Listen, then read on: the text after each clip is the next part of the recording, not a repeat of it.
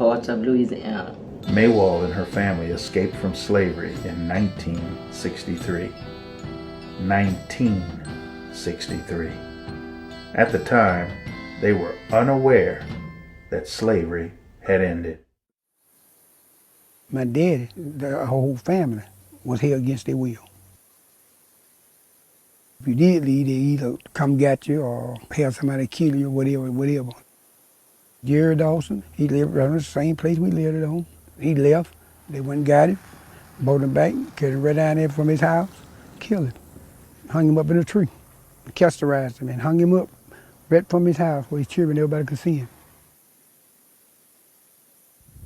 I'm pretty sure it's 55, 56 when this happened.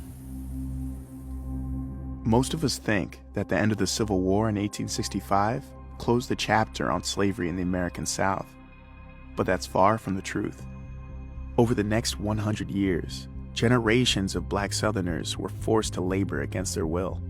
This new form of slavery happened in the shadows of the first half of the 20th century, and even though the civil rights movement began advancing racial equality in the South in the 1950s, these practices continued secretly, making it a difficult history to prove. Although sharecropping was technically legal, the practice was widely abused by white landowners who used debts to keep African Americans tied to the land that they once worked as slaves.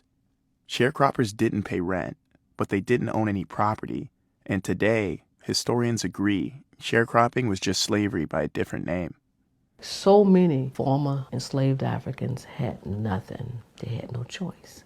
At the end of the year, you owe me. No matter how hard you work, you are told, sorry. And those cases relate directly to your cases today. Right, after slavery. These are like 1921, 1930, 1940s, the 50s, and some of them to the 60s.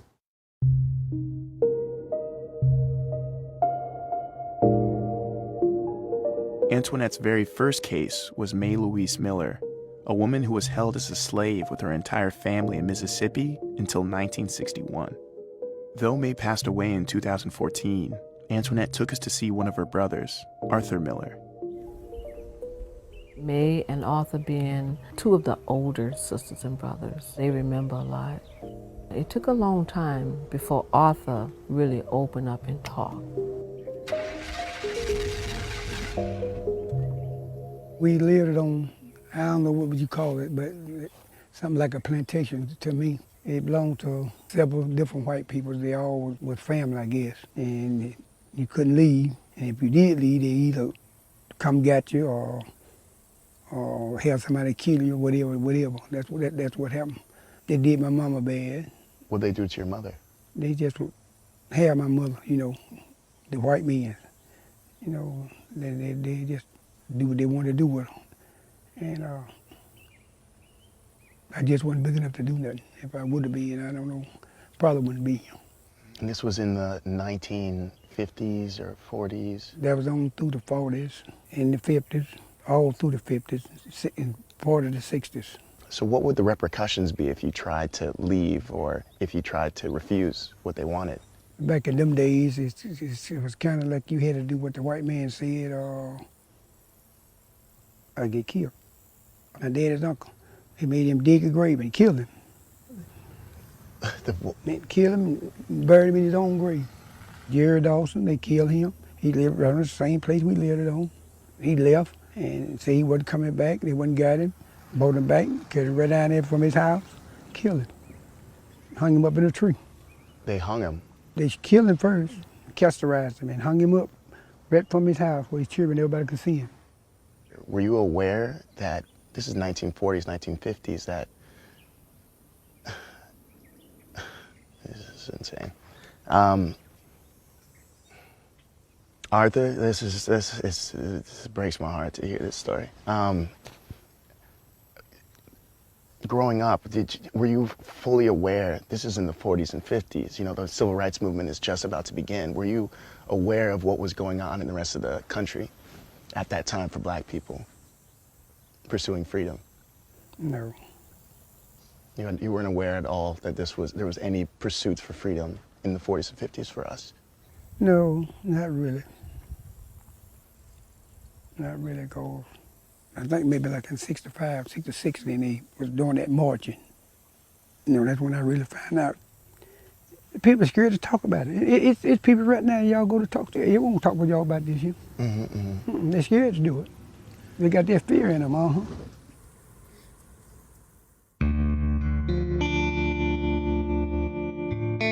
How could something like this happen? A lot of these places that was in very isolated rural areas, it was easy. I mean, you had the opportunity to ride through some of these areas and you saw for miles and miles, there's absolutely nothing. I was held enslaved in Pike County, Mississippi, from Pike County, Mississippi to parts of Louisiana. Maywald and her family escaped from slavery in 1963. 1963. At the time, they were unaware that slavery had ended. When I think about 1963, that's the year I graduated high school from Landry. But these people were still in slavery.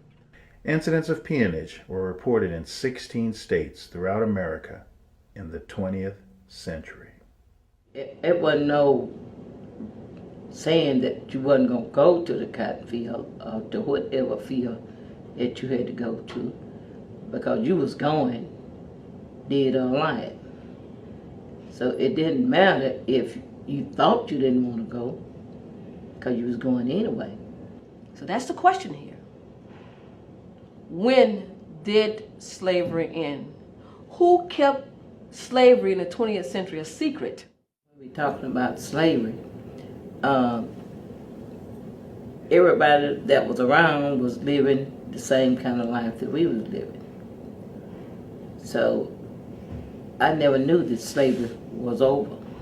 Miss Miller, we got to be talking about some part of India or Africa or something. Surely, 1963, this couldn't happen in America.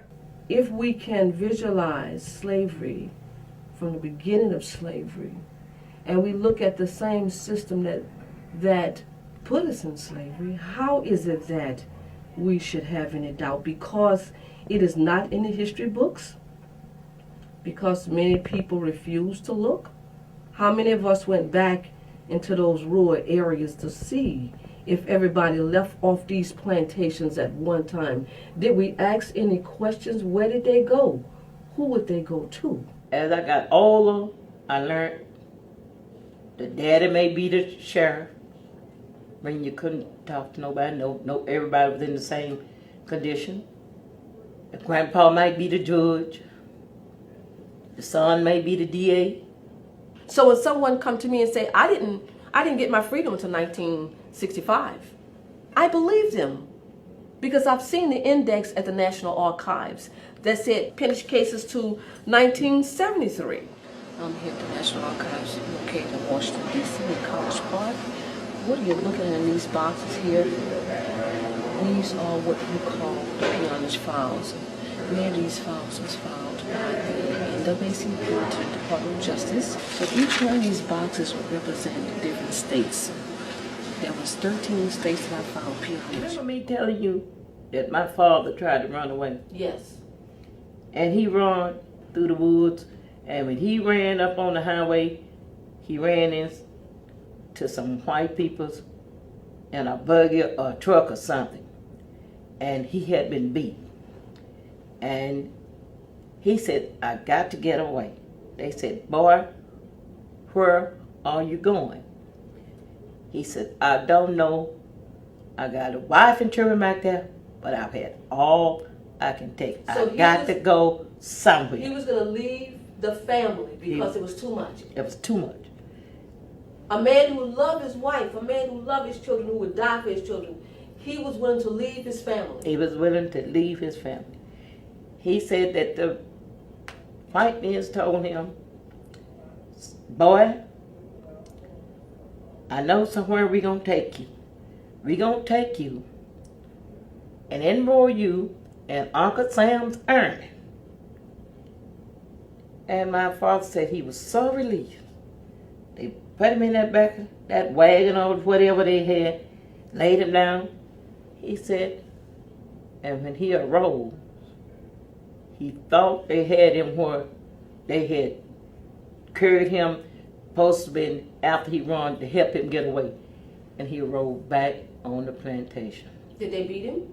They beat him and beat him some more.